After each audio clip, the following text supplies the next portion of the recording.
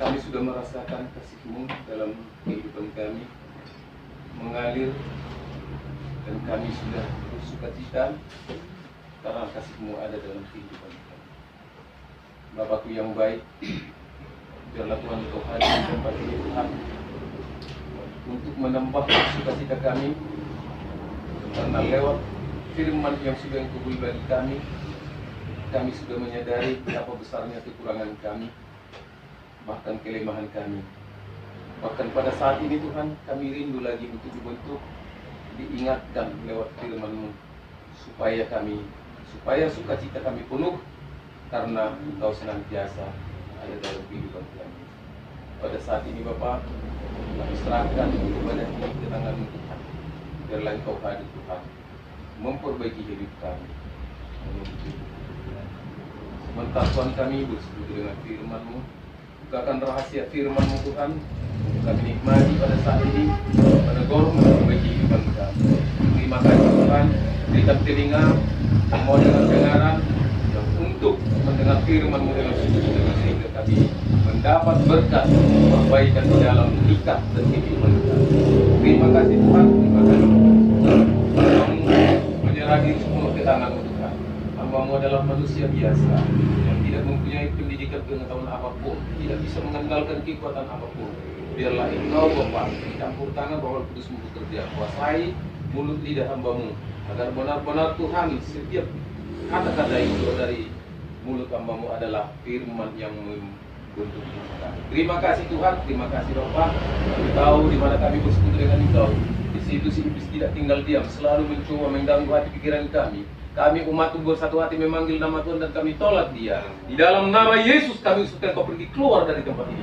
Kau tidak ada hak di ruangan ini, bahkan di ruangan hati kami. Hanya Roh Allah dan dari Yesus menguasai setiap pribadi kami. Maka pada saat ini Tuhan, kami mau duduk tenang untuk menikmati firman-Mu. Terima kasih Bapa, terima kasih Bapa. Mari Kau berfirman, kami siap untuk mendengarkannya. Dalam nama Tuhan Yesus Kristus, kami sudah berdoa dan bersyukur. Semua yang percaya kita katakan amin. Salam semuanya. Shalom. Mohon maaf kacanya. Harus seperti itu. Ya. Saya mengucapkan syukur dan banyak terima kasih kepada Tuhan. Berkat firman yang sudah kita dengarkan tadi, kita sebenarnya sudah diisi, sebenarnya sudah dicakup, sudah diperbaiki. Tapi lebih lagi kita lebih sungguh-sungguh untuk diarahkan. Jadi kalau tadi firman Tuhan yang intinya, siapa yang tahu temanya? Ada? Ada yang lupa? Jangan bohong. Oh.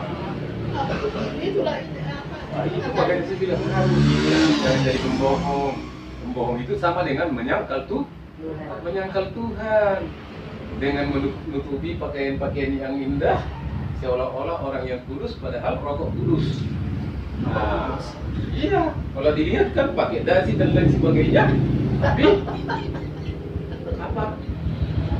Bohong dusta, ya kan? Iya. Jadi firman itu harus jangan setelah keluar dari gereja selesai. Berarti saya juga termasuk diberkati tadi. Oh iya, selama ini saya tidak tahu kalau bohong itu sudah menyangkal. Tapi saya berterima kasih. Oh berarti berbohong itu sudah menyangkal. Menyangkal itu siapa yang menyangkal Tuhan? Itulah siapa? Kain, si Yudas. Bukan si Kain yang menyangkal Tuhan. Petrus juga menyangkal Tuhan. Sebelum ayam berkokok 3 kali. Iya kan? Nah itu. Jadi Petrus yang nyata menyangkal Tuhan. Jadi sebelum ayam berkokok 3 kali, kamu sudah menyangkal aku. Jadi berarti tadi saya dalami, saya terima firman Tuhan. Loh, saya masih ada berbohong sedikit. Bukan bohong ya, bukan dusta ya. Nah, bohong dikit. Rupanya benar-benar itu sama dengan menyangkal Tuhan.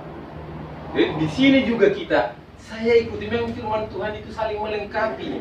Orang yang tidak berdusta itu tetapi hidup di dalam terang. Amin.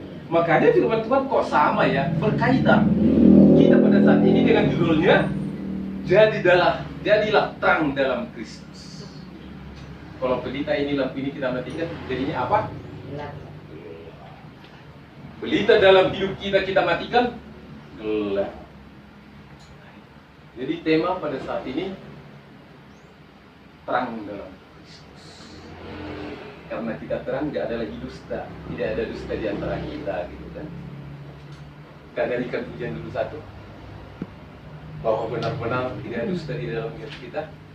Ku tak pandang dari marga apa, tahu kan? Kita bikin marga jadinya ya. Ku tak pandang dari marga apa, asal kau berdiri atas firman-Nya.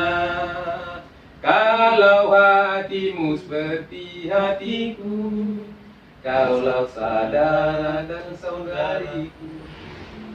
Hatiku tidak ada dusta. Kalau udah bersaudara itu tidak ada dusta, saling menolong. Mari kita sama-sama belajar dari firman Tuhan. Kita buka Alkitab kita, tertulis di dalam Yesaya pasal 42.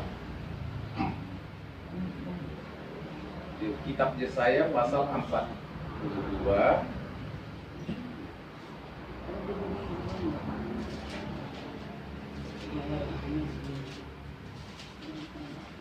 Sudah semua mendapat? Yesaya pasal 42. Coba kita sama-sama bangkit berdiri, kita sama-sama membaca firman ini supaya kita sama-sama diberkati. Saya ayat yang ganjil, kita mulai ayat yang ke-5 sampai 9.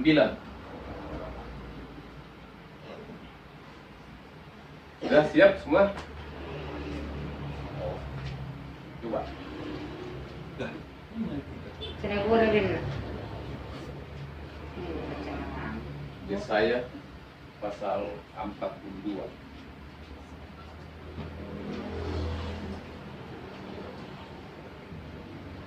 Yes, pasal 42 ayat yang ke-5.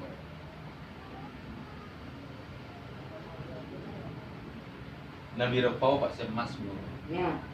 Dan Nabi Romi Rotak. Oh ya. Saya 42 ayat 5 mulai sampai ayat 9.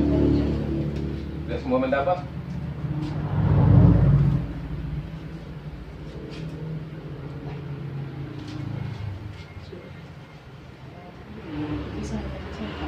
Nah, untuk membantu lebih bagus kasih handphone ke Lai, lebih cepat. Nah, supaya bisa dibaca terang untuk Lai khusus. Lam. Ya kan? Karena supaya jangan pakai kacamata, supaya kita kena berkatan semua gitu kan? Iya. Nah, karena kalau kita tidak tahu, mana kita kan? Coba.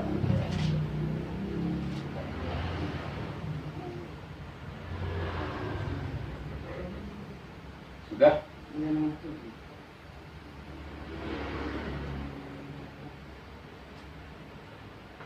saya 42 ya.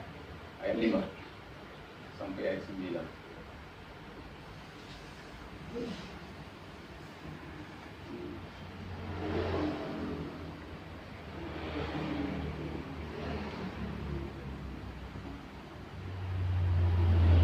Ayo, 1.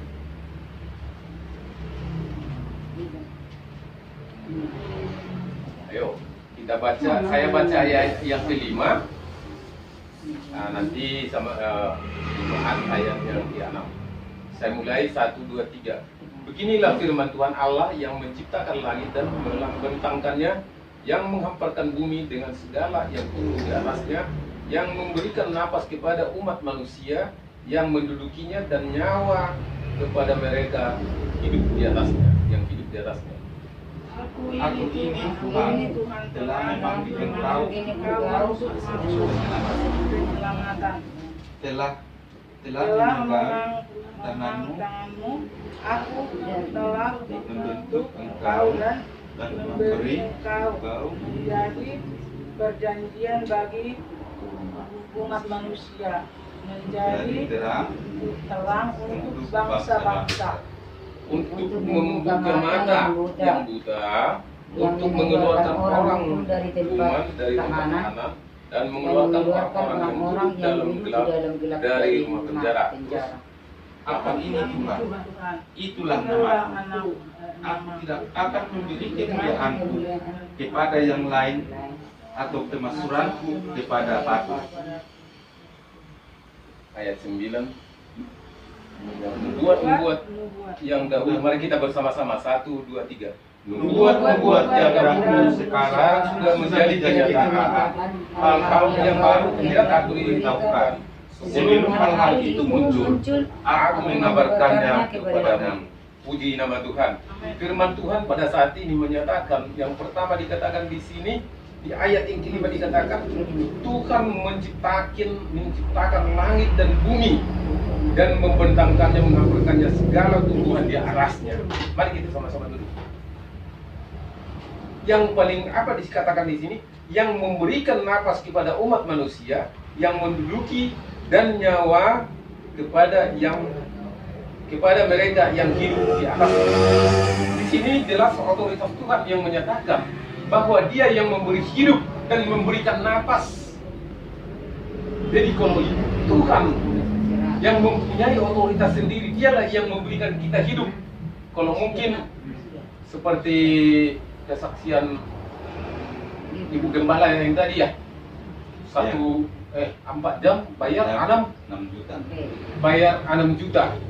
Sudah 2 hari 20 juta. Jadi itulah mahalnya kesehatan. Yesus yang memberikan nyawa dan yang menghidupkan. Berarti Dia berikan nafas kehidupan kepada kita. Kalau tadi cuma 6 jam, 6 juta, saya pikir mahalnya kesehatan. Tuhan berikan udara kita hidup sebebas-bebasnya, tidak pernah bayar. Yang penting jangan sampai berlebihan. Ini yang Tuhan mau. Kalau kita lihat dulu waktu masa-masanya COVID, semua apalagi di depan rumah saya itu yang penjual oksigen, dari mana-mana datang membeli segini tabung itu dengan harga yang mahal. Berarti Tuhan tidak pernah menghitungkan siang malam kita minta secara gratis, karena Dia menginginkan kita hidup dan baik. Amin, saudaraku. Tetapi yang Tuhan mau di dalam kehidupan kita bukan hanya hidup, bukan karena hanya sehat, tapi Dia mau sesuai dengan kehendaknya kita hidup dalam terang yang daripada Tuhan. Itu tujuannya. Kenapa manusia itu diberikan nafas dan kehidupan? Supaya manusia itu bisa menyenangkan Tuhan. Bukan kita diberikan hidup semena-mena, seenaknya kita berjalan, tidak. Ada rambu-rambu supaya menyenangkan. Sama dengan kita punya anak. Kalau mungkin kita melahirkan anak, merawat dengan baik itu, supaya apa? Supaya bisa menyenangkan kita di masa tua. Masa tua ada teman kita gitu. Demikianlah kerinduan Yesus dalam kehidupan kita. Kita diberikan nafas hidup, kita diberikan kesehatan, kita diberikan kehidupan. Dengan apa kita balas kebaikan? Mungkin kalau kita bilang, saya kan berkorban. Apakah dengan uang sekian kita bisa bayar? Kalau tadi 4 jam 6 juta, 1 jam 1 jam setengah, 1 jam 1,5 juta. Wah, sadis juga, saya pikir. Itu juga dibodoh-bodohi katanya, harus semua diperbaiki. Wah, kalau mungkin dia sempat 1 bulan aja di situ, udahlah bisa kelimpungan. Tapi Yesus yang mengasihi kita, yang memberikan nafas kita, supaya kita layak menyenangkan hatinya, diberikan kehidupan. Kalau dipikir-pikir kan, mungkin saya bilang pikir, itu ada cucu saya itu tidurnya, saya rasa kalau saya tidur di situ mungkin udah sakit besoknya, karena tidak steril. Bahkan air tidak ada, mandinya juga mungkin nggak yakin saya mandi tiap hari. Kita datang aja aromanya sudah berbeda dengan sana. Tetapi Tuhan berikan kesehatan dan kehidupan. Karena apa? Karena Tuhan sayang sama kita. Tuhan sayang, Tuhan peduli kepada kita. Itu sebabnya kita jangan salah gunakan fasilitas yang Tuhan berikan kepada kita. Oh, kita sehat-sehat, kita berjalan semaunya ke sana kemari tanpa takut akan dosa. Dan di ayat yang ke-6 dikatakan, aku ini Tuhan telah memanggil engkau untuk maksud penyelamatan. Amin, saudaraku. Amin. Jadi kalau firman itu sampai kepada kita, kalau teguran itu sampai kepada kita, aminkan. Makanya saya tadi tersentak saya, saudaraku. Saya ini jujur aja, ya bohong dikit lah gitu kan. Saya pikir bohong itu untuk mencari membuat kebaikan gitu kan. Jujur aja saya mengaku banyak bohong, tapi untuk tujuan saya untuk mengatasi masalah. Loh, jangan kita pikir kata bohong itu, kata dusta itu sebenarnya tujuan kita masih kita udah nggak lamur kan non. Contoh, ya ini contoh kami bapak-bapak kan, padahal karena asiknya di sana. Dia melaki, mah bela nakit dong ini lah, kata-kata padahal ngopi sepanjangnya kan. Itu kan bohong dikit. Karena kalau dikasih tahu dulu ngopi pasti ngamuk ya dulu, nggak tahu kau saat saya begini udah repot. Iya kan? Demikian padahal bohong juga itu. Tuhan tidak pernah ajarkan bohong begitu kan? Nah, baju perusiaan yang sih. Itu dia. Itu dia. Itulah yang dikatakan tadi bohong dikit. Tetapi Tuhan tuntut bagi kita penyelamatan. Ini. Jadi Tuhan berikan nafas hidup bagi kita itu. Dia memberikan hidup, memberikan yang terbaik kepada kita, memberikan kesehatan. Tujuannya telah memanggil engkau untuk maksud penyelamatan. Iya kan? Penyelamatan. Berarti nilai penyelamatan itu sangat tinggi. Buat apa kita kaya di dunia ini kalau tidak selamat? Ini contoh saya bikin gambarannya kan. Kalau ya bukan saya menyatakan dia masuk neraka, tidak. Contoh Presiden Soeharto 32 tahun memerintah Indonesia. Seandai dia masuk neraka, kan kita mulai dengan kita yang tidak punya apa-apa ini kan. Kau kan rakyatku, rakyat Indonesia kan. Aduh, dulunya saya itu harus meminta kamu 30 tahun, saya senang-senang. Kamu cuma tukang pancung juga, kok sama juga kita di sini, sedih banget kan. Orang sudah menikmati di dunia ini. Kalau ini kita sudah sengsara di dunia, sampai level lagi dengan orang lain. Tetapi Yesus itulah kelebihan kita. Dia datang kepada kita. Dia memberikan napas hidup, memanggil kita untuk diselamatkan. Saya mendengar kesaksian adik saya waktu di rumah. Saya waktu kebakar rumah, penyelamatan itu apa yang diselamatkan? Ya mam, untung masih adikmu bisa menyelamatkan surat-surat. Ya kan? Berharga kan? Kalau coba nggak berharga itu surat, nah udahlah, kan gitu kan. Tapi karena berharga, udah dia juga. Apalagi anak-anak selamatkan dulu. Demikianlah Tuhan itu menyelamatkan kita, bagaikan kita yang diambil dari bara api. Karena iblis itu di mana-mana selalu mengaum-ngaum untuk menggerogoti kehidupan kita supaya kita lumpuh.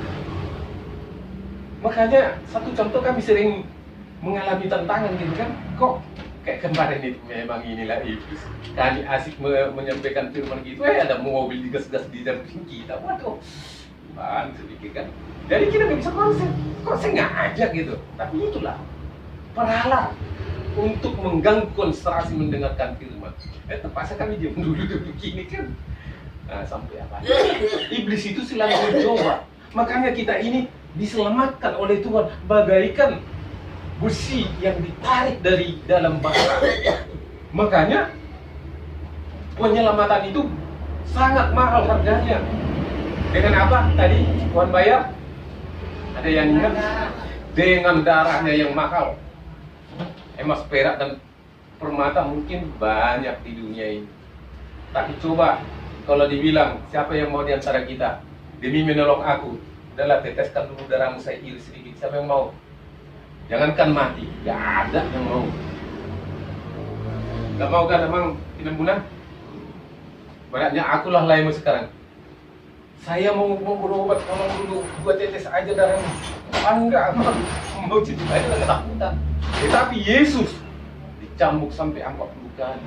Dia tergantung di kayu salib, mencucurkan darah, tiada yang tidak luka di badannya. Menyelamatkan siapa? Menyelamatkan kita semua. Begitu mahalnya itu penyelamatan. Itu sebabnya kalau berita keselamatan itu sampai kepada kita, jangan sia-siakan, jangan anggap remeh. Hargai penyelamatan yang Tuhan berikan. Tuhan memanggil kita bukan secara kebetulan, tapi Dia punya maksud yang baik. Dia tidak mau kita masuk kepada jurang yang begitu dalam, yang mau menanti kita. Tidak. Makanya saya dengan istri saya katakan, kesempatan Tuhan panggil kita kedua kali untuk melayani Tuhan, hargai dengan sungguh-sungguh, manfaatkan. Melamar kerja di perusahaan sekarang banyak yang ngantuk, susah juga. Itu baru di perusahaan cuma mendapat baru 3 juta ke bawah. Tetapi Yesus, kita bekerja di ladang Tuhan, yang Dia janjikan bukan hanya uang, tetapi Dia mau berikan surga yang selalu kita nikmati. Itu makanya harus kita tahu harga penyelamatan itu tinggi. Jangan sepelekan penyelamatan yang Tuhan berikan bagi kita. Kita hargai waktu dan kesempatan yang Tuhan beri. Kita hargai. Contoh, anak kita Iki, satu kemurahan, satu kesempatan Tuhan, Dia tarik dia jadi umat, jadi anak.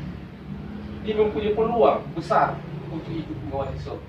Harga penyelamatan itu, bayar harga, tidak gampang. Apa yang dituntut sama kita bukan dibilang seperti yang kita ceritakan tadi, harus kasih uang sebanyak-banyaknya, tidak. Berikan hatimu dengan sungguh-sungguh kepada Tuhan. Berikan pikiranmu kepada Tuhan, alias jangan berdusta, jangan berbohong. Ini, saya jujur saudaraku, puji Tuhan saya mencoba, bukan berarti saya sempurna. Saya coba setelah saya mengemban pelayanan ini, Tuhan, mampu nggak saya? Banyak kekurangan saya, bukan berarti saya sudah bisa. Banyak kekurangan saya. Tetapi saya mencoba memberikan pekerjaan yang baik kepada Tuhan. Memberikan pelayanan untuk melayani Tuhan. Makanya ini yang mau kita rasakan. Harga penyelamatan itu jangan kita anggap remeh. Sangat bersyukur kita kalau Tuhan menyelamatkan kita bangsa. Itu sebabnya Tuhan katakan dengan maksud penyelamatan. Coba kita baca selanjutnya. Dikatakan di sini, aku ini Tuhan telah memanggil engkau untuk maksud penyelamatan, telah memegang tanganmu. Memegang tanganmu. Aku telah membentuk engkau dan memberi engkau menjadi perjanjian bagi umat manusia. Pegang tangan. Ada lagunya itu kan? Pegang tanganku erat. Tuhan mau pegang tangan kita, dituntun kita. Kamu jangan pergi kepada yang tidak diperkenankan oleh Tuhan. Kamu jangan berbuat, karena tangan ini berbicara perbuatan, melakukan. Makanya Tuhan tangkap tanganmu itu, jangan lakukan yang tidak berkenan kepada Tuhan. Itu tujuannya. Maka Tuhan pegang tangan kita, dituntun kita ke dalam supaya apa? Supaya terang. Gak ada bohong, gak ada dusta. Karena dusta itu katanya dari selevel dengan menyangkal Tuhan. Menyangkal Tuhan, sedih saudaraku. Berarti selama ini saya masih berbohong, sering saya menyangkal Tuhan.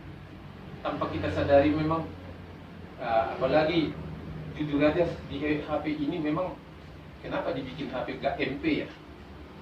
Hanya pembohong. Dari mana? Saya udah dekat. Hanya pembohong.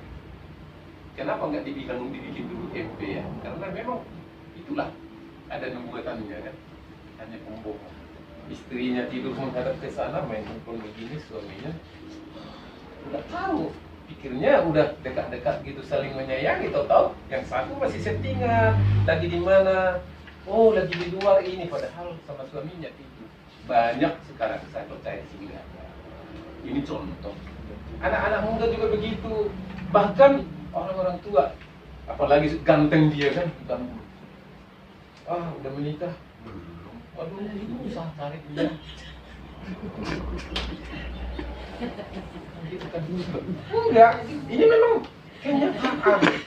Belum, susah carinya siapa yang mau sama saya. Padahal kalau kita datang, Ini istri keberapa? Kelima. Bisa.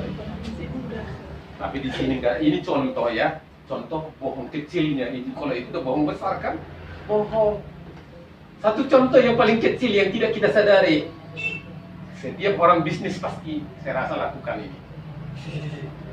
Apa itu kira-kira itu? Berapa harganya? Sekian.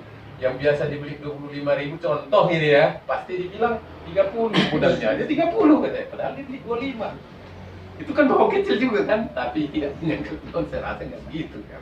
Tapi itu sebenarnya nggak perlu kita disebut harganya kan? Aduh masih tipis pak untungnya gitu aja kan? Belum ada untung katanya, padahal untungnya sudah lumayan 2 kali lipat. Tetapi kita anak Tuhan inilah perbaikan firman itu diarahkan sampai sedetail mungkin. Karena apa? Tujuan poinnya lama penyelamatan. Karena kalau ada terang, tidak ada kegelapan. Makanya siapa yang masih hidup di dalam kegelapan, maka terang itu tidak akan ada. Oh nggak ada, ya tetap. Wah ya saya bisa jadi aku begitu dia, tapi terang dengan gelap itu nggak ada. Coba matikan lampu ini langsung gelap, nggak ada. Kita berapa masing-masing. Tapi karena terang gini, jarum juga jatuh bisa kelihatan. Itu sebabnya kalau terang ada di dalam kehidupan kita, sekecil apapun dosa itu pasti oh iya aku salah. Sadar karena firman Tuhan. Tapi orang kalau tidak sadar karena firman Tuhan, oh dipertanyakan. Tapi firman apa yang dia pegang? Cuman mungkin datang beribadah tidak masuk. Waktu di gereja dia bilang, puji Tuhan. Apa bahasa lagi? Haleluya. Kalau dibilang puji Tuhan, haleluya gitu. Sebaliknya, pulang dari gereja, puji Tuhan, haleluya. Wah, tadi ibadah enggak? Enggak saya. Oh, enggak jadi pertanyaan. Jadi harus benar-benar kita itu, wah, berarti saya dipanggil Tuhan. Kalau saya Tuhan datang kepada saya, Tuhan sampai firman-Nya kepada saya, berarti saya mau diselamatkan. Amin. Amin. Amin. Pengorbanan yang begitu besar yang Tuhan lakukan buat kita untuk keselamatan kita. Makanya saya sama Pak Simamora saya bilang kalau mungkin saya mau diajak berbisnis dan pindah dari sana kemari, mungkin aku masih mikir, tapi mau kalau jadi kasih sayang gede gitu kan. Tapi tujuan utama enggak. Karena nilai penyelamatan itu bagi aku bukan sebatas jasmani. Makanya Pak Simamora bilang manusia hidup bukan karena dari apa Pak Simamora ngomong sering ke saya, bukan dari roti saja. Pak Simamora sering ngomong gitu. Kenapa? Karena firman itu hidup. Coba nggak hidup.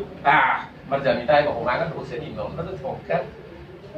Tapi karena firman itu hidup dalam kehidupan kita, firman itu sanggup menolong kita. Coba nggak ada firman, uang masih ada 1 juta, kuatnya udah 7 keliling. Tapi kalau karena ada firman, udahlah, Tuhan pasti tidak telantarkan saya. Amin. Kekhawatiran boleh datang, tapi jangan menghanyutkan cara kita.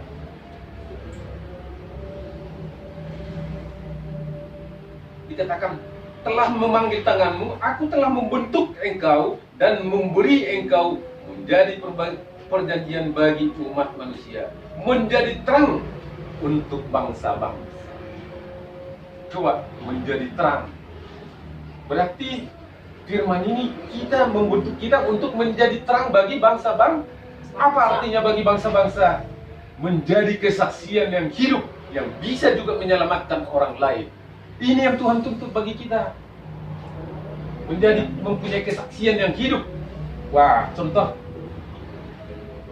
Mungkin kami pernah mengalami waktu di Kabupaten Dairi, yang mengenal saya di desa itu 11 desa nggak semua.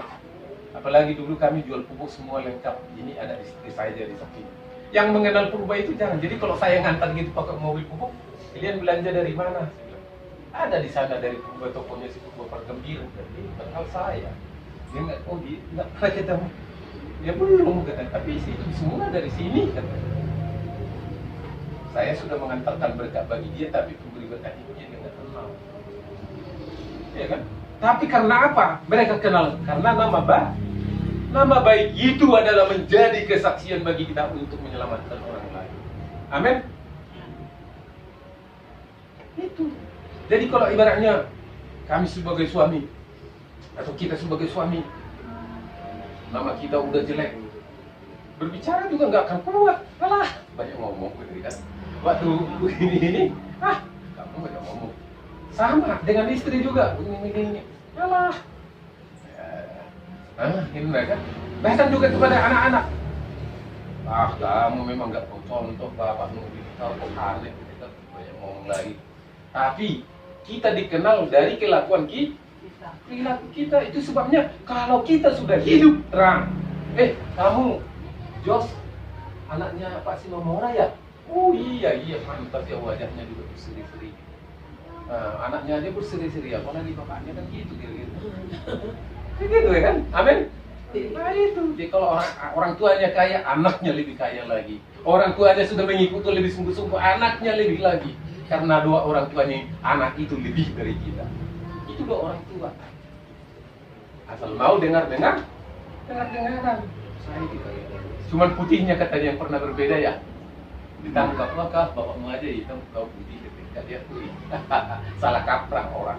Itu karena kelebihan. Jadi kalau contoh, bapakmu aja begini, boy, tahu ibaratnya memuncak. Mungkin kamu kayaknya kelebihannya dari bapakmu beda. Karena apa? Mempunyai power yang lebih lagi. Itu yang. Amin. Itu sebabnya karena apa? Karena kita menghargai firman, takut akan dosa, kita berjalan dalam terang. Kalau terang itu sudah ada dalam kehidupan kita nggak akan tersentuh lagi berjalan begini. Ada gini, oh iya, ngelak dikit gini. Ada tantangan gini, oh bisa kita zigzag, tapi lewat tidak akan terang ke kaki kita berjalan. Karena firman Tuhan katakan di dalam Mazmur, firman-Mu adalah pelita dan terang bagi kakiku. Itu makanya kalau terang itu ada kegelapan itu akan tersisi. Jadi kalau ada orang yang mengaku anak Tuhan tapi masih memegang yang bukan atau percaya ke apa namanya itu, kalau orang Cina bilang Amitabha, Alhamdulillah. Banyak di Medan sana kan banyak gitu kan. Dia kalau ditanya kamu orang apa, Kristen, tapi ada juga itu apa dupan yang segini-gini ditempel yang dibakar itu kan Leko.